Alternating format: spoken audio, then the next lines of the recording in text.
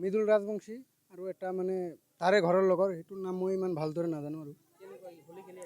হোলী খেলি আহিছিল গা ধুবা মই আহি কেনে মানে চোৱা নাই এখানে এখন গা ধুবাই আহিছিল না পায়ে ধুবা গৈছিল মই চোৱা নাই মানে বস্তুটো এখান লৈ গেলাকতো মানে আমাৰ ওচি ছাৰে আহি কেনে লৈ গৈছে এখান উঠালাক মানে এখানতো নাই বুলিয়ে গম পোৱা গ'ল পাব্লিকে উঠাইছে আৰু হোলীৰ মাজত যাতে কায়ো নাহে এই হোলী চলি খেলি কেনে কায়ো যাতে নাহে নদীত চাওক আজিৰ দিনটোত মানে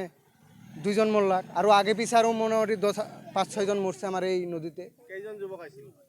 আহিছিল বা কেইজন মই দাদা ইমান ভালদৰে নাজানো মানে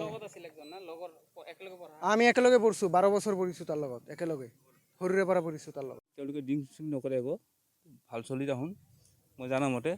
তেওঁলোকে গা ধুবাইছে অকস্মাত কিবা হৈছে আৰু কি এটা আমি ক'ব নোৱাৰোঁ ঠিক আছে যেনেকৈ এটা মৃদুল ৰাজবংশী এটা আপোনাৰ কি কয় কৌশিক দাস তেওঁলোকে কোনো মানে ই নহয় কৌশিক দাসটো 9ত পঢ়ি আছে আইডিয়াবাদ স্কুলত আৰু মৃদুল দাসে মানে পঢ়ি মানে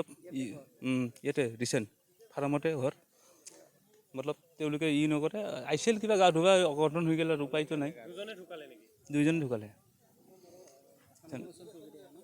লগতে আমাৰ তেওঁ দেউতা আমাৰ কাম কৰে তেওঁলোকে ডিং চিং নকৰে আকৌ ভাল চলি দেখোন মই জানা মতে তেওঁলোকে গা ধুবাইছে অকস্মাত কিবা হৈছে আৰু কি এটা আমি ক'ব নোৱাৰোঁ ঠিক আছে যেনেকৈ এটা মৃদুল ৰাজবংশী এটা আপোনাৰ কি কয় কৌশিক দাস তেওঁলোকে কোনো মানে ই নহয় কৌশিক দাসটো 9ত পঢ়ি আছে আইডিয়াবাদ স্কুলত আৰু মৃদুল দাসে মানে পঢ়ি মানে ইয়াতে ৰিচেণ্ট ফাৰ্মতে ঘৰ মতলব তেওঁলোকে ই নকৰে আহিছিল কিবা গা ধুবা অঘটন হৈ গ'ল আৰু উপায়তো নাই দুইজনে ঢুকালে লগতে আমাৰ তেওঁ দেউতা আমাৰ কাম কৰে এই মানে হোলীৰ মাজত হোলী খেলি কেনে তিনিটা যুৱকে একেলগত আহি গা ধুই আছিল নদীত পিছত এটা টানত মানে আপোনাৰ ওপৰত থিয় হৈ আছিল আৰু ভিডিঅ' কৰি আছিল দুটা মানে এটা পানীত জঁপিয়াই দিয়াৰ পিছত আৰু দুটা যুৱক আৰু উদ্ধাৰ নহ'ল পিছত ডেড বডিহে উদ্ধাৰ হ'ল আমাৰ স্থানীয় ৰাইজে উদ্ধাৰ কৰে ডেড বডি দুটা এটা মৃদুল কলিতা আৰু কৌশিক ৰাজবংশী আৰু কৌশিক দাস নেকি মই ভালকৈ নাজানো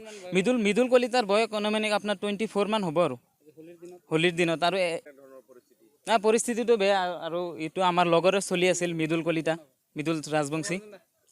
আমাৰ একেলগৰে ল'ৰা আৰু কলেজত একেলগে পঢ়িছোঁ আমি যিকোনো খবৰৰ বাবে যোগাযোগ কৰক 7099017330 লগতে 7099017110 নম্বৰত